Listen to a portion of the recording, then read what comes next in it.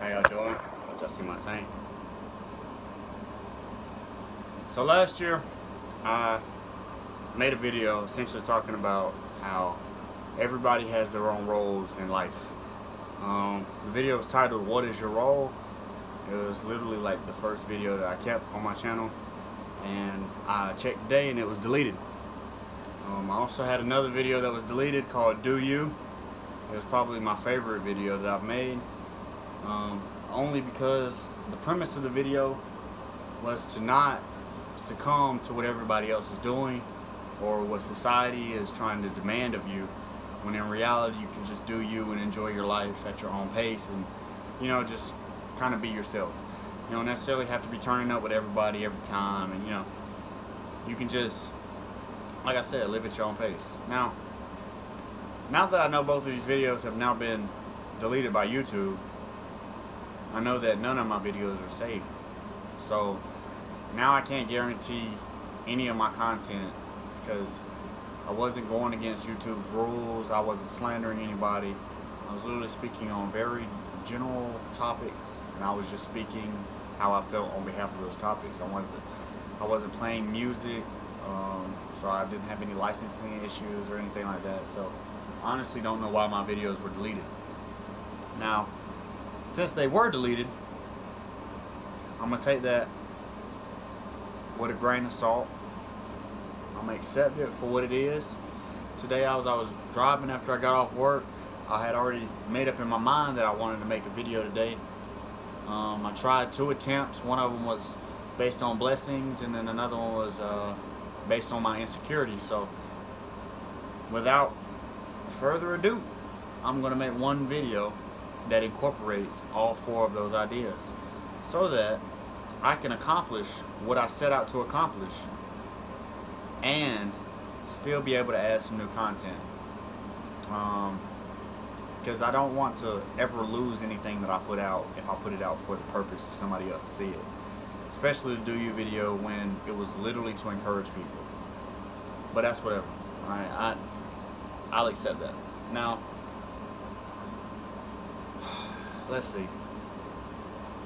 So, life for me started at 12, because prior to that, I was a child that did child things. When I was 12, I started trying to learn about more of what was going on outside of the house and the community and the city and the state, stuff like that, the country. You know, you start becoming more interested in learning about life and situations, because I had already understood what my situation was and I wanted to change that. However, I didn't know how easy it would be to change it here as opposed to somewhere else. And I'm gonna let y'all know right now, it's a lot easier to change your life in America than it is for you to move somewhere else and change your life for the better. So I highly encourage you to just stay down for the come up, but that doesn't mean just stay down. That means work hard, get yours, and, you know, over time that money will accumulate.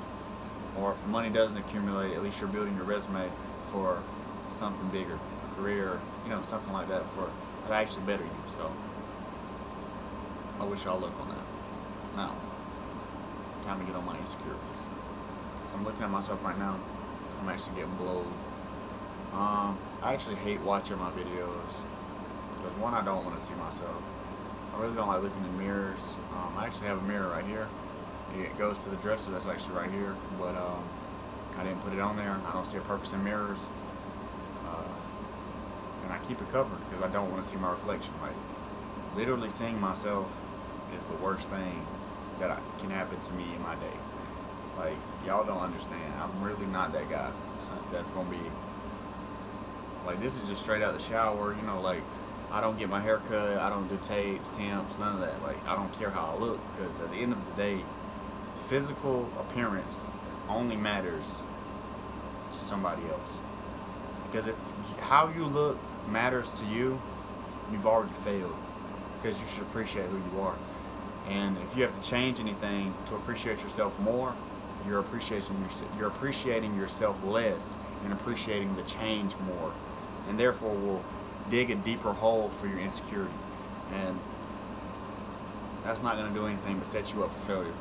And ultimately, from that insecurity, you're going to be more willing to subject yourself to the will of your friends. I'm gonna say that, because if you're sad and you're asking your friends questions and asking them like how they would relate in that situation and what they would do, 9 times out of 10 they're always going to give you a plan for what to do next. Now, what they don't explain is that if they had done the same plan, which most of the time they have done the same plan, what was the end result? For example, you break up with your boyfriend or girlfriend and you ask your friends, hey, me and so-and-so broke up, like, what would y'all do? And then one of them's like, oh man, my last relationship ended so bad, I can't believe it, I just bleached all her clothes. That's not going to be a good lesson if I go bleaching all of her clothes. You see what I'm saying? Like, I'm not going to learn anything, I'm not going to, nothing beneficial can come from that. Or on the opposite end, where it's not even bothering them, it's bothering me. Drinking alcohol, getting drunk, you know, partying, stuff like that. I can understand why people find those activities fun in social settings. I can understand why people would want to go to social settings if they heard that these things were going to be there and that they will be able to, you know, enjoy their night during that time. However, I'm strongly against doing anything if you're not old enough. Because at the end of the day, I'm 22. I waited till I was 21 to get drunk, and I waited till I was 18 to smoke something. So, if I can do it, y'all can do it. And I don't mean like smoke meth or nothing. I mean like cigars, you know, you can buy cigars and stuff like that when you're 18 and stuff like that. So, like, that's just the gist of that. Nobody should be smoking cigarettes in high school, shouldn't be dipping in high school. Like, I don't even understand the purpose of either of those in high school. Because what in the world can be stressing you when you're not paying bills? You're not paying for school, majority, if you go to public school especially. And if any money is being used in these situations, it's usually from your family. So, I mean, that's not going to hurt you too much, you know what I mean? So what you have to do instead, whenever you get a negative situation, I was talking to my friend yesterday actually about this. When you're in a negative situation, you cannot let the negativity surround you and become you. What you have to do instead is realize that the negativity is not you at all. The negativity is just a part of how you feel, okay? The negativity is not you at all. I'm a pessimistic person, glass half empty, okay? I'm just very realistic. However, the fact that I'm realistic did not make me a Debbie Downer. I don't know anybody that says, bro, you ruin every situation, or bro, you be ruining my days and all that stuff, because I'm not just negative. What I do instead is, if a negative situation or something negative arrives, I make that negative situation completely separate from me, and I put energy that I would want into that. So, for example, back to what we had said earlier, about how you feel about things and how it's easier to do things with your friends. Let's say you and your friends fall out, okay? Now you're by yourself. You don't know what you want to do because you don't make your own plans. And the activities that you did involve yourself with aren't going to feel the same because you only really enjoyed them because you're doing them with other people who are enjoying the same activities. You don't enjoy them for yourself because that's not you. It's not really you. It's not really something that you're about, nor does it represent anything that you would want to stand for you. So if you have that negative situation, you lost your friends, instead of being like, man, I'm lonely, I'm gonna always be lonely, I have no friends, bro, this is some drama, like, I'm not. And then what a lot of people try to do, a lot of people try to get cold to the world. They try to become heartless, as if it's them. I'm gonna tell y'all something, man. None of us are heartless. Some of us are savages, but none of us are heartless. So, if you're a savage and you claim to not care, that's a lie. What you can do instead, alright, sorry. Because I don't want it to sound like I'm forcing something onto somebody. Like, I'm not going to tell you how you're living. However, if you claim that you don't care about stuff, yet you still acknowledge that stuff in your life, you care about it. Alright? That's all I'm going to say on it. What I really want y'all to ultimately do is dig deep in yourself.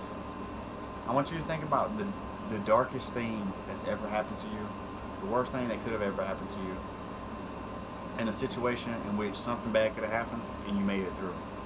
Because if you can see the shift and transition from something bad happening and something bad almost happening, and you making it, you know what I mean? You overcoming the negativity and, you know, enjoying your life, then you can always use that relation whenever you're negative, just in everyday life. For example, I didn't want to go to work at 5 o'clock this morning, but guess who got up? Because I like money. So that's what I thought about. I didn't think, oh man, I hate waking up early, bruh. Work is so dumb, bro. I gotta be there at 6, bruh. Instead, I said, wow, at least I'm going to be off at 12. Wow, I'm gonna have the whole day free. That's how you have to look at it. Because if you don't appreciate that, if you don't appreciate moments, then you're just creating moments of negativity that are just going to create a chain of negativity. And now your life is just negative. And now your insecurities, which I still haven't finished on my insecurities. Your insecurities are going to just build. And ultimately, once you build insecurity, you're building love for everything else except yourself. That's what I'm going to say. Insecurity is love for everything but you. Because when you're insecure, another thing I'm insecure about, alright? First is my face. We're not talking about that. That's genetics. Okay? Genetically, none of us can choose how we look. So realistically, it's not up to any of us to base merit on appearance. So instead, I base it on character. And if somebody is attractive and they have good character, then I might become attracted to that person, that female. I'm going to clarify as female because, I mean, let's be realistic. Alright, now, another thing, since I got exposed to sex so early in my life, like, I was 12 when I first came across pornography, like, realistically came across it, because first time I had seen it, I was like 10, and wasn't really into it, didn't understand it, wasn't really turned. But you know, at 12, when you're in high school, in middle school, and everybody's talking about stuff, and you know, y'all just want to be grown so bad. Everybody wants to be grown so bad, man. And it's crazy because once you make it, you don't want it anymore. But I watched porn, and it became a habitual thing, just watching it. Just watching. I was watching it like it was TV. And then, you know, y'all know what follows. I mean, we should be realistic. Y'all know what follows. But this is the step before sex. But I'm not talking about, like no other person is involved about that. If you're an adult, you understand. Alright. So, that became habitual as well every night. And at the end of the act, it's like, there's literally an emptiness. There's an emptiness inside of you whenever you do something that you shouldn't do. And it's crazy because I never acknowledged it, you know what I mean? Like 12, 13, 14, 15, 16, 17, you know what I mean? And I never acknowledged, like,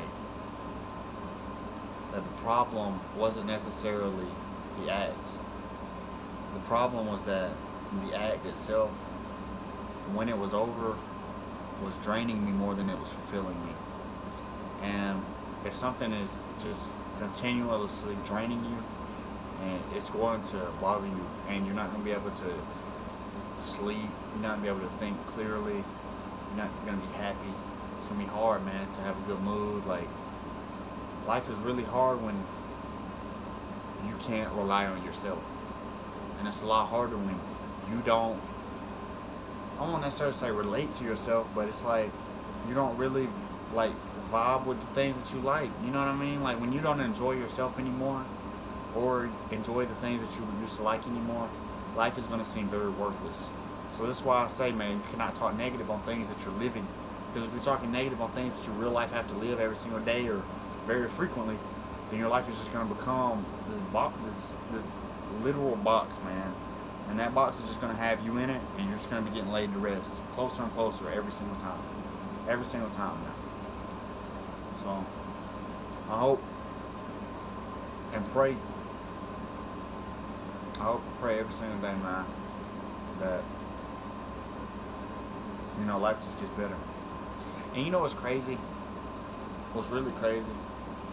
I was never on that, man. I was never on stuff like bad stuff, bad behavior, because I always knew where it would lead. My mom had me at a very young age. You know what I'm saying? I'm gonna give a shout out to my mom real quick. Shout out to my mom. She's probably my age in that picture. So, and that's my hero, man. But I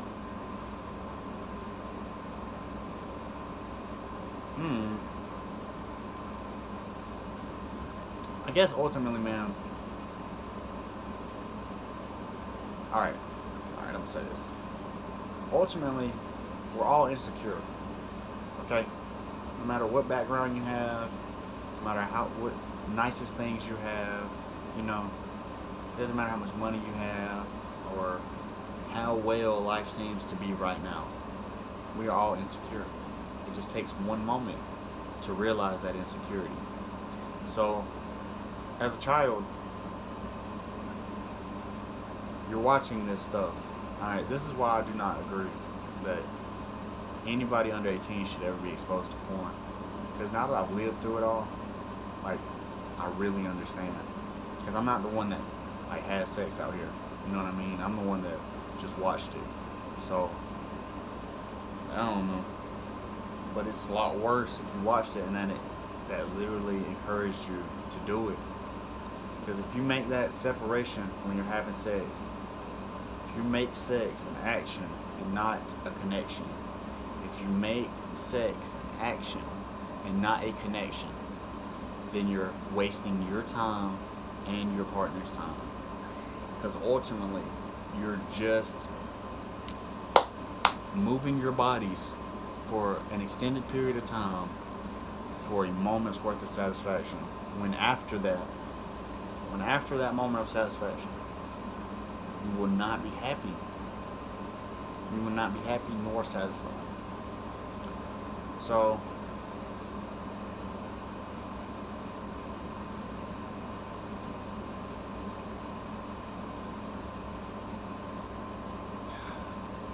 I wish I could talk to myself when I was 12, but that's an unrealistic request. So, I hope y'all have a good one, man. I hope this video wasn't just a waste of time. God bless y'all. Y'all have a wonderful day.